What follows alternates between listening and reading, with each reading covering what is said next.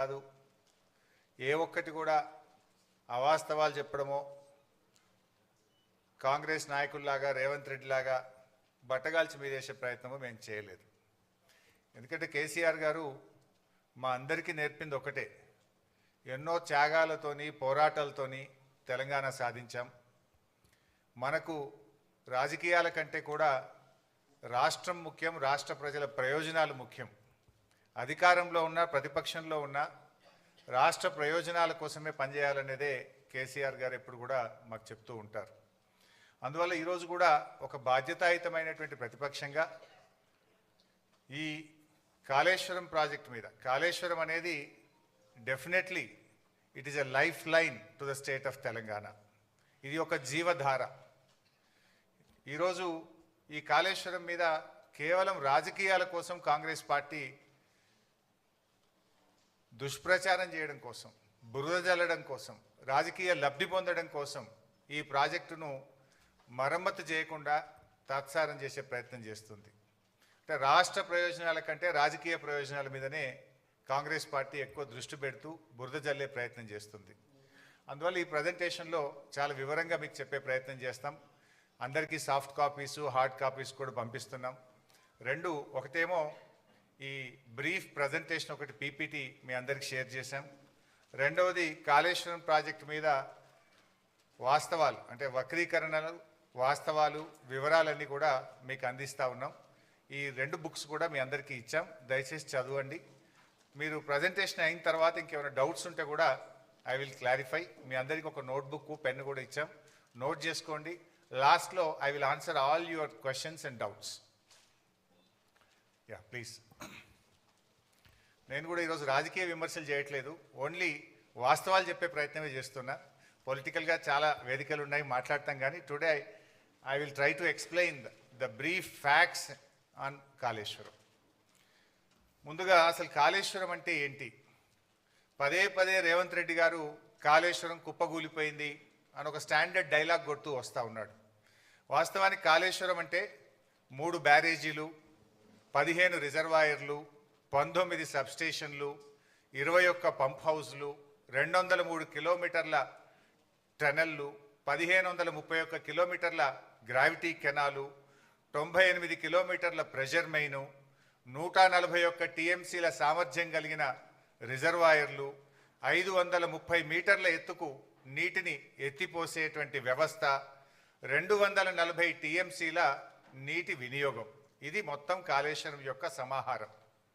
ఈ మొత్తంలో ఆ 3 బ్యారేజీల్లో ఒక బ్యారేజీలో 2 పిల్లర్లు మాత్రమే కుంగాయి.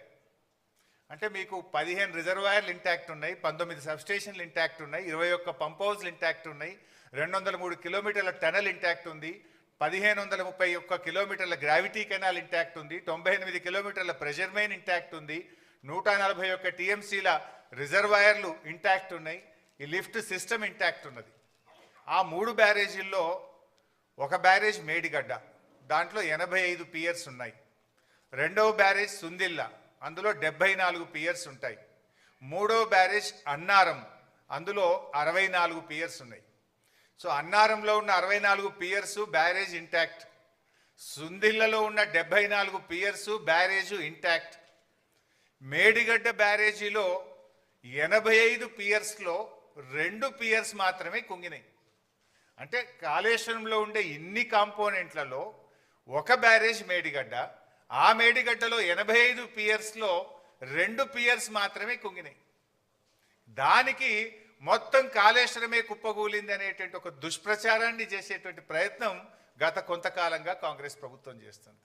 అంటే ఈ 100 కాంపోనెంట్స్ అన్నీ కూడా ఇంటాక్ట్ ఉన్నాయి, అన్ని పియర్స్ మిగతా బ్యారేజీల్లో ఇంటాక్ట్ ఉన్నాయి. అండ్ కాళేశ్వరంలో బ్లాక్ వైజ్ కట్టాం మనం. జనరల్గా ఏదైనా ఒక బ్రిడ్జ్ కానీ ఏదైనా ఉంటే ఒక పియర్ పోతే మొత్తం బ్రిడ్జ్ పోవాల్సి వస్తుంది. కానీ ఇలా మేడిగడ్డలో దేర్ ఆర్ 7 బ్లాక్స్. సో ఒక్కొక్క బ్లాక్లో కొన్ని పియర్స్ ఉంటాయి, ఓవరాల్గా 85 పియర్స్ ఉన్నాయి. ఏదైనా రిస్టోరేజ్ చేయాలంటే ఒక బ్లాక్ను రిస్టోర్ చేస్తే మొత్తం బ్యారేజ్ ఇంటాక్ట్ ఉంటుంది. ఈ విషయం నేను చెప్పడం లేదు, ఎన్డీఎస్ఏ రిపోర్ట్లో కూడా చెప్పారు, అది కూడా నేను ముందు మీకు చూపించేస్తాను. సో నెక్స్ట్,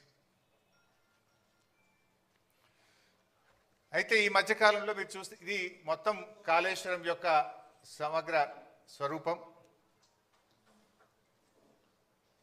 ఏం బాబు ఇది రావట్లేదు.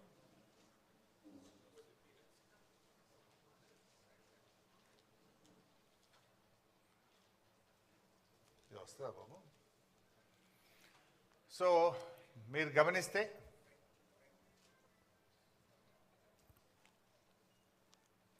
బ్యాక్ పైన వస్తుంది కానీ దీని మీద రావట్లేదు.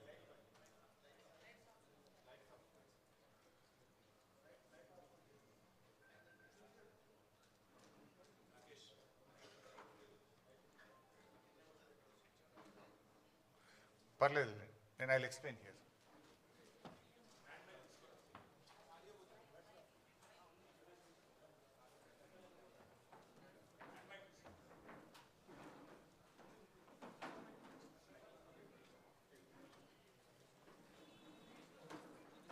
మీరు గమనిస్తే ఇందులో యాక్చువల్గా తమ్మిడిహట్టి ఆ పైన, దిస్ ఈజ్ తమ్మిడిహట్టి.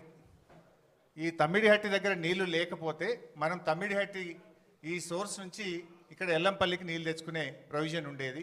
తమ్మిడిహట్టి నుంచి ఎల్లంపల్లికి నీళ్లు అవకాశం లేదు కనుక, నీళ్లు తక్కువ ఉన్నాయి కనుక తమ్మిడిహట్టి నుంచి మనము మేడిగడ్డకు రావడం జరిగింది. This is Medigadda, this is Annaram, then this is Sundilla. Sundilla నుంచి మనం ఎల్లంపల్లికి తెచ్చుకుంటాం. మారింది ఓన్లీ ఒకటే సిస్టమ్. తమ్మిడిహట్టి నుంచి ఎల్లంపల్లికి నీళ్ళు వచ్చే బదులు మేడిగడ్డ నుంచి ఎల్లంపల్లికి నీళ్లు తెచ్చాం. మారింది ఒకటే. ఇది మిగతాదంతా కూడా ఆల్రెడీ ఇంటాక్ట్ ఉన్నటువంటి సిస్టమే. ఇది కూడా ఎందుకు మార్చాము అనేది నేను ముందు ఎక్స్ప్లెయిన్ చేస్తాను. అంటే దానికంటే ముందు నేను చెప్పాల్సింది ఏంటంటే, కాళేశ్వరం యొక్క గొప్పతనం ఏంటంటే, కాళేశ్వరంకు దేర్ ఆర్ 3 సోర్సెస్. ప్రతిసారి మేడిగడ్డ నుంచే మనము నీళ్లు తీసుకురావాల్సిన అవసరం లేదు. పైన ఎస్ఆర్ఎస్పిలో బ్రహ్మాండమైనటువంటి వరద వస్తే, ఎస్ఆర్ఎస్పి ప్రాజెక్టుకు నీళ్ళు వస్తే, ఎస్ఆర్ఎస్పి నుంచి మిడ్ మానేరుకు డైరెక్ట్గా నీళ్లు తెచ్చుకుంటాం. మిడ్ మానేరుకు ఎస్ఆర్ఎస్పి నుంచే నీళ్ళు వస్తాయి. ఎస్ఆర్ఎస్పి నుంచి 2 రకాలుగా నీళ్ళు వస్తాయి మిడ్ మానేరుకు. ఒకటి వరద కాలువ ఉంది, రెండోది నార్మల్ ఎస్ఆర్ఎస్పి కెనాల్ ఉంది. సో గోదావరిలో మంచి వర్షాలు పడి ఎస్ఆర్ఎస్పి నిండితే గ్రావిటీ ద్వారా ఎస్ఆర్ఎస్పి నుంచి మనం మిడ్ మానేరుకు నీళ్లు తెచ్చుకోవడం జరుగుతుంది. సో మిడ్ మానేరుకు నీళ్ళు వచ్చినప్పుడు ఏమైందంటే, we will operate Motors only from mid Maner. మన పంపింగ్ స్టేషన్స్ మిడ్ మానేర్ నుంచి వాడి అన్నపూర్ణ రిజర్వాయరు, రంగనాయక సాగర్ రిజర్వాయరు, తర్వాత మన మల్లన్న సాగర్, తర్వాత కింద కొండపోచమ్మ సాగర్, ఇవన్నీ కూడా మనం ఆపరేట్ చేస్తాం. ఇది మల్లన్న సాగర్, ఇది రంగనాయక సాగర్, ఇది Annapurna, then this is Mid Manair. ఇగో ఎస్ఆర్ఎస్పి నుంచి 2 సిస్టమ్స్ ఉన్నాయి. ఇది వరద కాలువ ద్వారా నీళ్ళు వస్తాయి, 2 ఎస్ఆర్ఎస్పి కెనాల్ ద్వారా కూడా నీళ్ళు వస్తాయి. సో మనకు ఎప్పుడన్నా గోదావరిలో మంచి వరద వచ్చినప్పుడు, మంచి వర్షాలు వచ్చినప్పుడు మనము ఈ మేడిగడ్డ ఆపరేట్ చేయము, ఎల్లంపల్లి కూడా ఆపరేట్ చేయము. డైరెక్టు ఎస్ఆర్ఎస్పి నుంచే మిడ్ మానేరుకు గ్రావిటీ ద్వారా నీళ్ళు వస్తే ఇక్కడి నుంచి మాత్రమే పంపింగ్ సిస్టమ్ను ఆపరేట్ చేసుకునే ఫెసిలిటీ ఉంది. Point number 1. పాయింట్ నెంబర్ 2, కొన్ని సందర్భాల్లో ఎస్ఆర్ఎస్పికి నీళ్ళు రావు, కానీ మనకు ఎల్లంపల్లికి నీళ్ళు వస్తాయి. ఈ పైన కడెం రిజర్వాయర్ నుంచి ఎల్లంపల్లికి వస్తాయి. ఎల్లంపల్లికి ఓన్ క్యాచ్మెంట్ కూడా ఉంది, కడెం క్యాచ్మెంట్ ఉంది. అప్పుడు ఎల్లంపల్లి నుంచి మోటార్ లాంచ్ చేసి మిడ్ మానేరు తెచ్చుకుంటాం. మిడ్ మానేరు నుంచి ఈ సిస్టమ్ అంతా కూడా నడుస్తుంది. ఈ 2 చోట్ల నీళ్లు రానప్పుడు, అంటే ఎస్ఆర్ఎస్పికి వరద నీళ్లు రానప్పుడు, కడెం నిండకుండా ఎల్లంపల్లికి కూడా నీళ్లు రానప్పుడు, ఎక్కడా నీళ్లు లేనప్పుడు కూడా తప్పకుండా నీళ్లు ఉండే పాయింట్ మేడిగడ్డ. అప్పుడు మాత్రమే మేడిగడ్డ నుంచి మోటార్ లాంచ్ చేస్తాం. అయితే ఈ మధ్య మీరు చూస్తే గవర్నమెంట్ కాళేశ్వరం వాడకుండానే పంట పండింది అని ఒక గోబల్స్ ప్రచారం చేస్తున్నారు కాంగ్రెస్ నాయకులు. ముఖ్యంగా ఉత్తమ్ కుమార్ రెడ్డి, రేవంత్ రెడ్డి పదే గోబల్స్ ప్రచారం చేస్తున్నారు. అది కాళేశ్వరం వాడకుండా కాదు, మనకు ఈసారి మంచి వర్షాలు పడ్డాయి. నార్మల్ రెయిన్ఫాల్ కంటే లాస్ట్ ఇయర్ ఎక్సెస్ రెయిన్ఫాల్ ఉంది తెలంగాణలో. అందువల్ల వర్షాలు బాగా పడడం వల్ల ఏమైంది, ఎస్ఆర్ఎస్పి నుంచి మిడ్ మానేరుకు నీళ్ళు తెచ్చుకున్నాం. మిడ్ మానేరులో పంపు చేసి అన్నపూర్ణ, రంగనాయక సాగర్, మల్లన్న సాగర్, కొండపోచమ్మ సాగర్ ఇవన్నీ కూడా నింపినాం ఈసారి. సో అన్నపూర్ణ కింద పంట పండింది, రంగనాయక సాగర్ కింద 1,00,000 ఎకరాల పంట పండింది, మిడ్ మానేరు కింద 70-80 వేల ఎకరాల పంట పండింది, కొండపోచమ్మ సాగర్ కింద కూడా పంట పండింది. అంటే మరి ఇదంతా కాళేశ్వరంలో భాగం కాదా? వర్షాలు బాగుపడ్డాయి కనుక మనం ఇక్కడ మోటార్ లాంచ్ చేయకుండా డైరెక్ట్ ఎస్ఆర్ఎస్పి నుంచి మిడ్ మానేర్కి వచ్చినాయి. సో మిడ్ మానేర్లో మోటార్లు నడిపినామంటే ఇది కాళేశ్వరంలో అంతర్భాగం. ఇక్కడ కాళేశ్వరం ప్రాజెక్టులో కట్టిన మోటార్లతోనే అన్నపూర్ణకు నీళ్ళు వచ్చినాయి, అన్నపూర్ణలో పెట్టిన మోటార్లతో రంగనాయక సాగర్ నీళ్ళు వచ్చినాయి, రంగనాయక సాగర్లో మోటార్లు నడిపితే మల్లన్న సాగర్ నీళ్ళు వచ్చినాయి, మల్లన్న సాగర్లో మోటార్ నడిపితే కొండపోచమ్మ సాగర్కు నీళ్ళు వచ్చినాయి. ఈ వ్యవస్థ అంతా కూడా పనిచేయడం వల్లనే పంట పండింది. మొదటి పంటకు రెండవ పంటకు. ఇక్కడ దుబ్బాక శాసనసభ్యులు ప్రభాకర్ రెడ్డి గారు ఉన్నారు. వారికి మల్లన్న సాగర్ నుంచి దాదాపు వారి నియోజకవర్గంలో కొన్ని వందల చెరువులు చెక్ డ్యాములు నింపితే అద్భుతమైన పంట పండింది. మెదక్ మాజీ ఎమ్మెల్యే పద్మాదేవేంద్ర రెడ్డి గారు ఉన్నారు. ఇదే మల్లన్న సాగర్ నుంచి రామాయణపేట కెనాల్ ద్వారా నీళ్ళు ఇస్తే కొన్ని వేల ఎకరాల్లో దుబ్బాక మెదక్ నియోజకవర్గంలో పంట పండింది. కొండపోచమ్మ సాగర్ నుంచి ఇటు యాదగిరిగుట్ట ఆలేరు నియోజకవర్గానికి, గజ్వేల్ నియోజకవర్గానికి ఇవాళ నీళ్లు పోయినాయి అంటే గోదావరి నీళ్లు కొండపోచమ్మ నుంచి యాసంగిలో నీళ్లు వదిలిండ్రు. సుంతాల మహేందర్ రెడ్డి గారు ఉన్నారు. అక్కడ కొత్త గెలిచిన ఎమ్మెల్యే పోయి ఆ నీళ్ళ కొబ్బరికాయలు కొట్టుండే. ఎక్కడి ఆ నీళ్లు? కొండపోచమ్మ సాగర్కు నీళ్ళు ఎక్కడి నుంచి వచ్చినాయి? Kondapochamma Sagar is part of Kaleshwaram. Kaleshwaram నీళ్ళు అక్కడికి వచ్చినాయి కనుక అక్కడి నుంచి కెనాల్ ద్వారా ఆలేరు నియోజకవర్గంలో మన యాసంగి పంటకు నీళ్ళు ఇచ్చినాము, సిద్దిపేట నియోజకవర్గానికి నీళ్ళు ఇచ్చినాము, సిరిసిల్ల నియోజకవర్గానికి నీళ్ళు ఇచ్చినాము. అట్లా కొన్ని లక్షల ఎకరాల్లో కాళేశ్వరం ద్వారా మొన్న పంట పండింది. అయితే వీళ్ళు ఏం ప్రచారం చేస్తున్నారు? కాళేశ్వరం వాడకుండానే పంట పండిందనే దుష్ప్రచారం చేస్తున్నారు. ఇవన్నీ కూడా కాళేశ్వరంలో అంతర్భాగం. అయితే ఈసారి మనకు ఎల్లంపల్లిలో మంచి నీళ్ళు వచ్చినాయి కడెం నుంచి. సో ఎల్లంపల్లి మోటార్లు రన్ చేసి ఎల్లంపల్లి ద్వారా కాళేశ్వరం సిస్టమ్ పనిచేసింది, మిడ్మానేర్ ద్వారా కాళేశ్వరం సిస్టమ్ పనిచేసింది. ఈ రెండు సిస్టంలు వాడడం వల్ల ఈసారి బ్రహ్మాండమైనటువంటి పంటలు పండినాయి.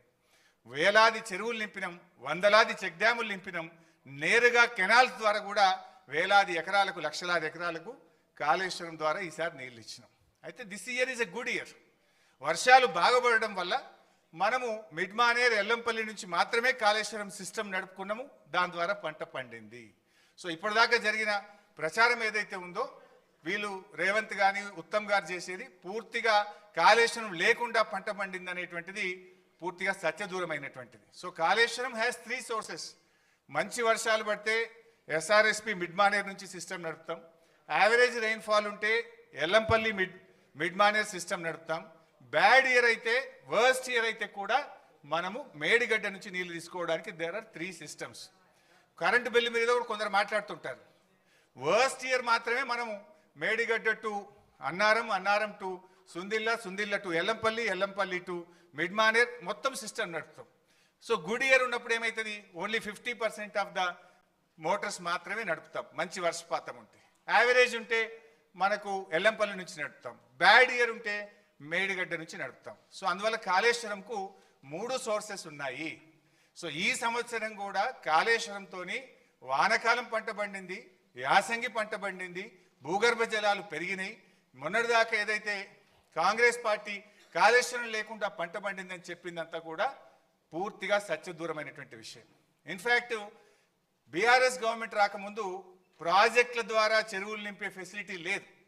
కానీ కేసీఆర్ గారు నిర్ణయం తీసుకొని దాదాపు 3200 తూములు కెనాల్స్కు పెట్టి వేలాది చెరువులు నింపేటువంటి ఒక కీలకమైన నిర్ణయం ఆ రోజు బీఆర్ఎస్ ప్రభుత్వం తీసుకున్నది.